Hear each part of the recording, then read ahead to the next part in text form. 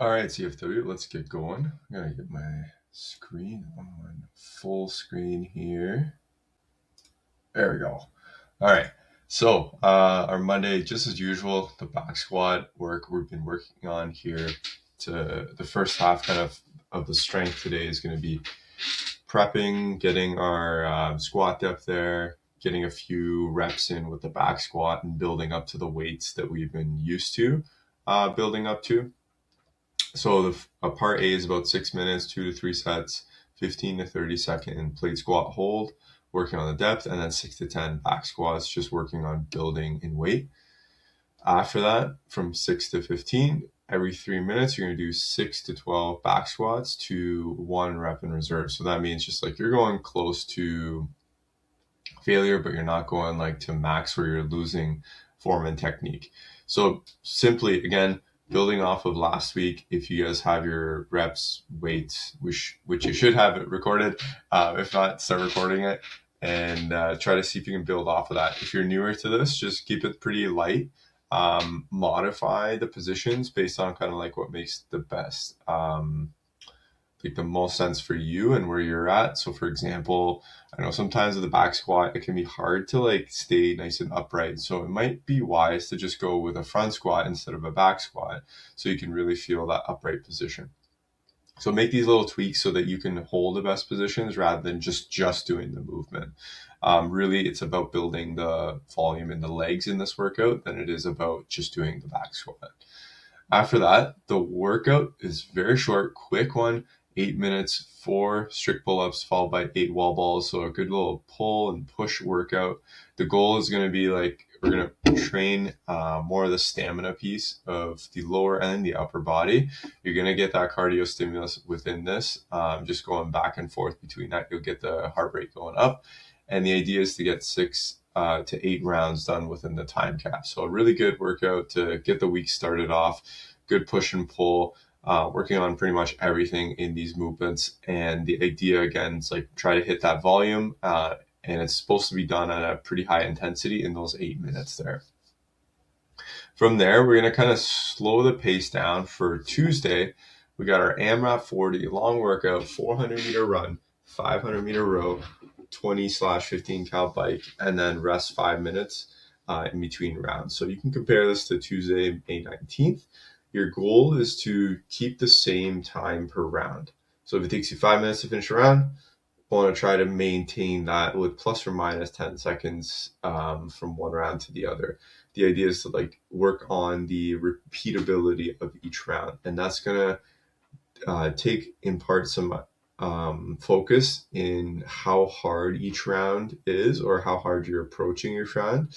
So let's say you're doing a round in 5 minutes and that felt like a 7 out of 10. It's probably going to feel a little bit more repeatable going forward. But if it felt like a 9 or 10 out of 10 on the first round, it's probably going to be hard to repeat that. So just start to listen to that kind of RP or how challenging it is on each round so that you can gauge your speeds on each of these movements.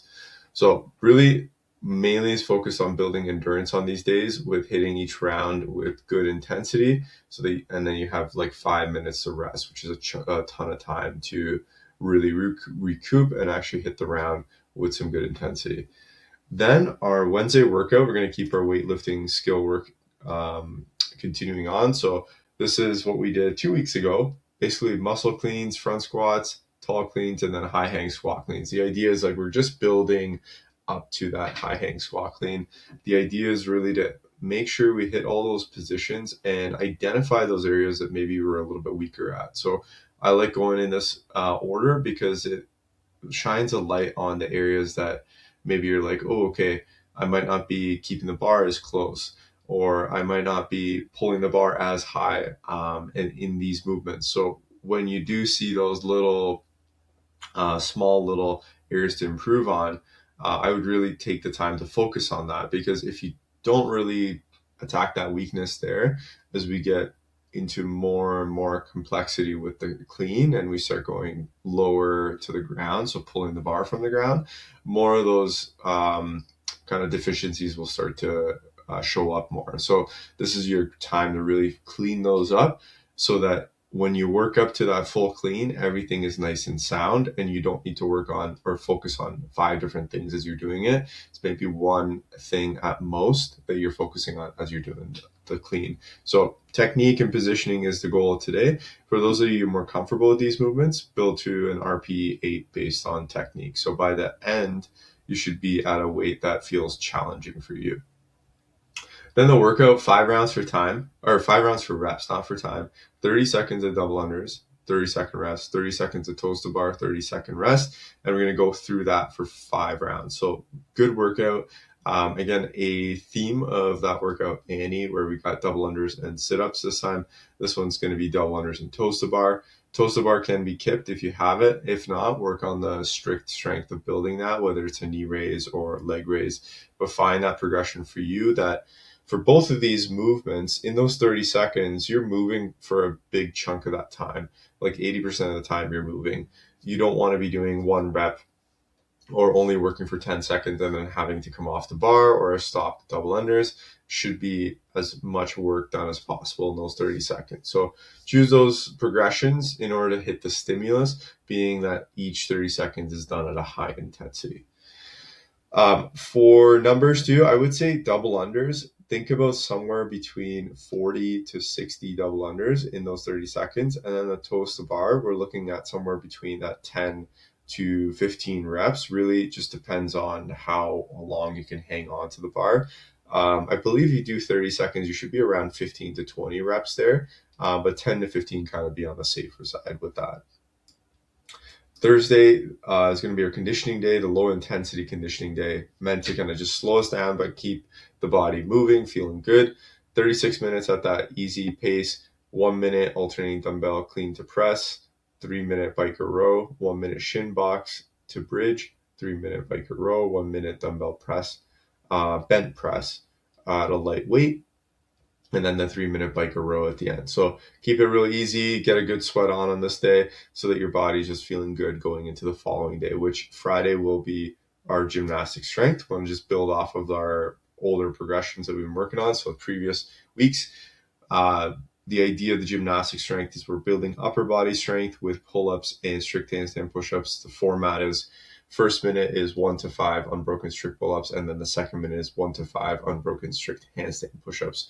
So we're working on some kind of pull, some kind of push, and I would say like use something that you already have been. If not, start with isometrics, meaning holds. For pull-ups, it could be top of the pull-up hold. For the handstand push-up, maybe you're needing to work on just like that overhead strength. So just holding the top of the push-up might be something you need to work on.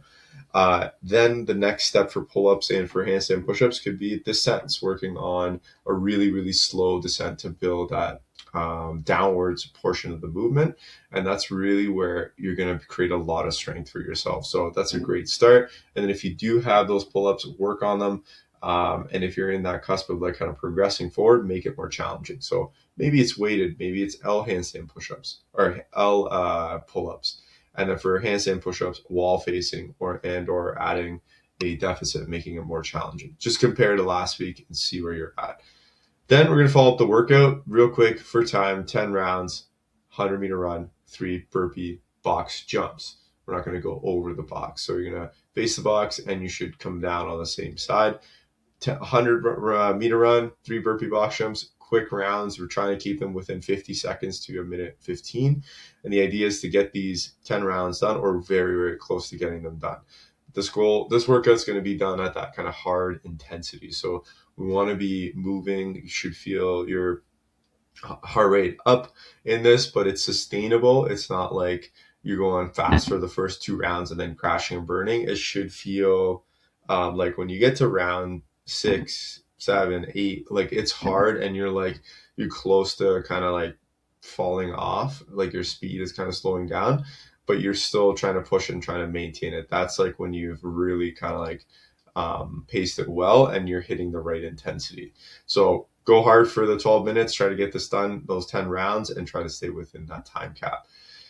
Then our Saturday workout, conditioning, EMOM 40, every minute on the minute for 40 minutes for consistency. So we're trying to hit each movement getting the same number of reps in each minute compared to the last. 1 minute of single arm dumbbell thrusters, 1 minute of calorie row, 1 minute of alternating dumbbell snatch, 1 minute cow bike, I should say, and then 1 minute rest. So endurance is the key in this one, trying to keep somewhere between 8 to 15 reps per minute consistently across those 10 rounds. So it's a longer workout. We want to be smart about our pacing. Remember that there's only a minute of rest with 4 minutes of work there. So be really smart with that pacing there so that you can really see like your endurance go up. The more you just sprint the rounds and not pay attention to that, then you're going to start to develop a pattern of going fast in the beginning and then crashing, rather than building steady and getting to that pace that's appropriate for you, that you can maximize the amount of work in that in those intervals. So keep that in mind for the Saturday, and then Sunday finishing up, or just, Sunday fun day, getting our body moving. We'll start with some easy kind of hip mobility work, really trying to not only get the motion down, but also working on the control of our hips. That's a big portion of it. We don't want to just be flexible. We want to have actual control in those positions. So we're going to work on hip circles in 4 different positions and hip pendulum. So basically working on the actual rotation of the femur, and then we're going to work on the axial rotation of the femur. So hip circles, we're kind of drawing a shape, and then the hip pendulum, we're rotating the whole femur within the axis. So really good work. The hip pendulums are awesome to work on, by the way, something that's different. Probably haven't done much of, but really gets the hips moving, and it really focuses on building good control in different positions there. After that, the conditioning, real straightforward, 30 minutes, 65%, easy, 5 rounds, 1 minute row or bike, 1 minute single skips, 1 minute row or bike, 1 minute of inchworm walkout and walk-ins, and then 1 minute row or bike with alternating step-ups at the last minute. So easy pace, get a good sweat on, get your body moving, and enjoy the rest of your Sunday there. Hopefully you guys have an awesome week, and I'll see you guys at the gym.